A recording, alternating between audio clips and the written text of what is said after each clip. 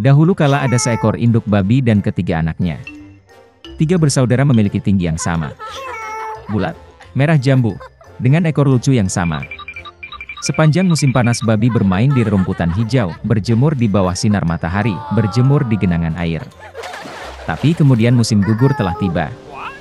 Suatu hari ibuku berkata sudah waktunya mereka memikirkan musim dingin. Dia meminta mereka untuk membangun rumah besar. Sang adik berkata bahwa musim dingin masih jauh. Kakak tengah berkata bahwa dia akan membangun rumahnya sendiri saat dibutuhkan.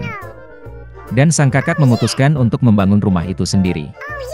Saudara laki-laki dan perempuan yang lebih muda tidak melakukan apa-apa selain memainkan permainan mereka. Itu menjadi semakin dingin setiap hari. Sang adik memutuskan untuk membangun rumah dari jerami. Saudara tengah mengira akan sangat dingin di rumah jerami di musim dingin. Dia memutuskan untuk membangun rumah dari ranting dan ranting. Menjelang malam perumahan mereka sudah siap. Mereka sangat bangga pada diri mereka sendiri dan tidak pernah merasa cukup dengan bangunan mereka. Sekarang mereka bebas dan dapat melakukan apapun yang mereka inginkan. Mereka memutuskan untuk pergi ke kakak laki-laki mereka dan melihat rumah seperti apa yang telah dia bangun untuk dirinya sendiri. Kakak laki-laki sedang sibuk membangun. Dia mengoleskan batu, menguleni tanah liat, dan perlahan membangun rumah yang andal dan tahan lama. Adik laki-laki menemukan kakak mereka sedang bekerja. Mereka sangat terkejut dengan jenis benteng yang dia bangun. Kakak laki-laki itu dengan tenang terus bekerja. Adik-adik dan adik tengah mulai bercanda dan menertawakan rumahnya. Mereka begitu geli sehingga jeritan mereka bergema jauh di halaman. Kakak laki-laki meminta untuk diam karena serigala bisa mendengar mereka. Adik-adik laki-laki dan menengah semakin terhibur. Mereka memutuskan bahwa kakak laki-laki itu hanya seorang pengecut. Dan kedua saudara pemberani itu pergi berjalan-jalan. Dalam perjalanan, mereka bernyanyi dan menari, dan ketika mereka memasuki hutan, mereka membuat begitu banyak suara sehingga mereka membangunkan serigala yang sedang tidur di bawah pohon pinus. Serigala yang tidak puas dan lapar pergi ke tempat di mana jeritan dua babi bodoh itu datang. Saudara-saudara berjalan dengan riang dan berbicara tentang betapa mudahnya mereka menangani serigala. Dan tiba-tiba mereka melihat serigala hidup yang nyata. Dia berdiri di belakang pohon besar. Dia memiliki mata yang sangat jahat dan mulut bergigi besar. Saudara-saudara begitu ketakutan sehingga ekor mereka yang kurus gemetar dengan halus. Serigala bersiap untuk melompat, dia mengatupkan giginya dan mengedipkan mata kanannya. Anak-anak babi itu tiba-tiba tersadar dan, memekik melintasi hutan, bergegas melarikan diri. Mengumpulkan awan debu, mereka bergegas ke rumahnya masing-masing. Adik laki-laki itu berlari ke gubuknya yang beratap jerami dan membanting pintu di depan serigala. Serigala menggeram dan menuntut untuk membuka pintu. Adik laki-laki, karena takut, tidak bisa mengucapkan sepatah kata pun. Kemudian serigala mulai bertiup. Atap ringan segera terbang dari gubuk jerami. Serigala itu menarik napas dalam-dalam dan meniup untuk kedua kalinya, dan rumah jerami itu terbang ke segala arah. Serigala itu senang, mematahkan giginya dan menerkam adik laki-lakinya. Tapi babi itu dengan cekatan mengelak dan lari. Dia lari ke rumah saudara tengah. Saudara-saudara berhasil mengunci diri dan saling memandang dengan cemas. Serigala itu marah dan mulai meniup. Rumah itu agak miring. Serigala itu meniup sedetik, lalu ketiga, lalu keempat kali. Tapi rumah itu masih berdiri. Serigala menarik napas dalam-dalam dan meniup untuk kelima kalinya. Rumah itu berguncang dan hancur berantakan. Hanya satu pintu yang berdiri selama beberapa waktu di tengah reruntuhan. Dengan ngeri, anak-anak babi itu bergegas ke rumah kakak laki-laki mereka. Serigala itu mengejar mereka. Dia yakin kali ini babi tidak akan lari darinya. Anak-anak babi dengan cepat berlari melewati pohon apel besar bahkan tanpa memukulnya. Dan serigala tidak sempat berbalik dan menabrak pohon apel yang menutupinya dengan apel.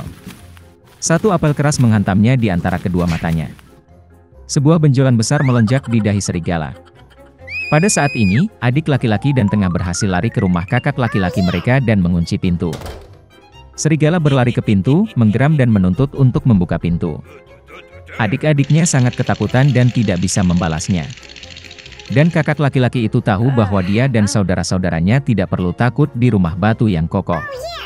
Kemudian serigala menghirup lebih banyak udara dan meniup secepat yang dia bisa. Tapi tidak peduli seberapa banyak itu meledak, tidak ada satu batu pun yang bergerak. Dan kemudian dia melihat ke atas dan melihat cerobong asap besar dan lebar di atap. Dia dengan hati-hati naik ke atap dan mulai turun dari pipa. Babi mendengar suara gemerisik. Kakak laki-laki itu segera menebak apa yang terjadi. Dia segera bergegas ke kuali, tempat air mendidih, dan membuka tutupnya. Serigala itu turun dari pipa dan langsung jatuh ke dalam kuali. Matanya membelalak ke dahinya. Serigala yang tersiram air panas terbang dengan raungan liar, dan bergegas ke hutan. Dan ketiga babi kecil itu menjaganya dan senang karena mereka dengan cerdik telah memberi pelajaran kepada perampok jahat itu. Sejak saat itu, saudara-saudara dan ibu mereka mulai hidup bersama di bawah satu atap. Suatu ketika ada seorang tukang giling tua yang memiliki 3 putra. Ketika penggilingan mati, dia meninggalkan anak-anaknya penggilingan, keledai dan kucing. Yang tertua mendapatkan penggilingan, yang tengah mendapatkan keledai, dan yang termuda harus mengambil kucing. Kakak laki-laki itu menertawakannya, tetapi kucing itu berjanji bahwa dia akan membuat adik laki-lakinya kaya jika dia memberinya sepasang sepatu bot dan tas. Pemiliknya terkejut, tetapi memenuhi permintaan kucing itu. Kucing itu segera menarik sepatu botnya di kaki belakangnya, menuangkan gandum ke dalam karung, melemparkannya ke bahunya dan pergi berburu.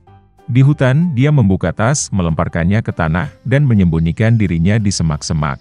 Dia tidak perlu menunggu lama. Seekor kelinci yang penasaran berlari ke karung dan naik ke dalamnya untuk makan gandum. Dan kucing itu hanya menunggu itu. Dia melompat keluar dari semak-semak, mengencangkan karung, mengangkatnya di pundaknya, dan pergi ke istana kerajaan. Raja negeri itu adalah pencinta makanan enak. Kucing itu membungkuk dalam-dalam padanya, menyerahkan kelinci itu dan berkata bahwa itu adalah hadiah dari tuannya, Marquis de Carabas. Raja sangat terkejut dengan kejutan ini. Kucing itu membungkuk seperti bangsawan sejati dan pergi ke jalan. Keesokan harinya dia pergi berburu dengan karung itu lagi. Kali ini dia berhasil menangkap 2 ayam hutan gemuk. Raja sangat senang melihat hadiah menyenangkan lainnya. Selama beberapa minggu berturut-turut, kucing itu terus memakai ayam hutan dan kelinci untuk raja. Tapi dia tidak mengatakan apapun tentang ini kepada pemiliknya yang lapar dan kurus kering. Begitu kucing melihat seorang putri di istana, dia sangat cantik. Kucing itu menyadari bahwa dia akan menjadi istri yang luar biasa bagi tuannya. Maka raja akhirnya ingin bertemu dengan Marquis. Kucing itu menjawab bahwa mereka bisa menemukannya besok untuk berjalan-jalan di tempat pabrik berada. Dan dia sendiri berlari dengan kecepatan penuh ke penggilingan. Melihat pemiliknya, kucing itu berkata bahwa besok dia harus berenang di sungai, dan kemudian hidupnya akan berubah. Keesokan paginya, begitu dia masuk ke dalam air, kucing itu mengambil pakaiannya dan menyembunyikannya di semak-semak. Pada saat itu kereta kerajaan muncul di jalan. Kucing itu melompat ke jalan dan berteriak sekuat tenaga, "Selamatkan aku! Tolong! Marquis de Carabas sedang tenggelam." Mendengar ini, raja memerintahkan untuk menarik Marquis keluar dari air. Putra tukang giling menjadi sangat ketakutan ketika 2 penjaga mulai menyeretnya keluar dari sungai, tempat dia berjemur di air hangat. Raja memerintahkan untuk membawakannya pakaian sutranya. Putra tukang giling awalnya menolak, tetapi dia sangat menyukai pakaian bersulam emas sehingga dia dengan senang hati mengenakan pakaian kerajaan. Raja mengundangnya ke kereta, tempat sang putri cantik sedang duduk. Putra tukang giling itu tercengang, tetapi tanpa basa-basi naik ke kereta. Semenit kemudian, kereta itu meluncur melalui ladang dan padang rumput milik pemakan manusia raksasa yang tinggal di sebuah kastil besar. Kucing itu tidak membuang waktu, dan roh apa yang berlari di depan kereta menuju padang rumput, tempat penuai bekerja dengan keringat di alis mereka. Dia meminta mereka untuk mengatakan bahwa ladang ini milik Marquis de Carabas, jika tidak, kanibal jahat akan memakannya. Sebelum penuai yang tercengang bisa menjawab, kereta raja berhenti. Dan ketika raja bertanya padang rumput siapa mereka, mereka menjawab dengan ramah bahwa ladang ini milik Marquis de Carabas. Sementara itu, kucing itu langsung menuju kastil pemakan manusia itu. Dengan ketangkasan kucing, dia melompati dinding batu dan berjalan ke kastil. Kanibal itu sedang duduk di meja besar yang syarat dengan berbagai hidangan. Melihat kucing di sepatu bot, dia sangat terkejut dengan kelancangan seperti itu. Kucing itu mulai menggoda raksasa itu, dan berkata bahwa dia tidak bisa berubah menjadi singa. Sebelum kucing itu sempat mengucapkan kata-kata ini, kanibal berubah menjadi singa besar dengan surai berbulu lebat.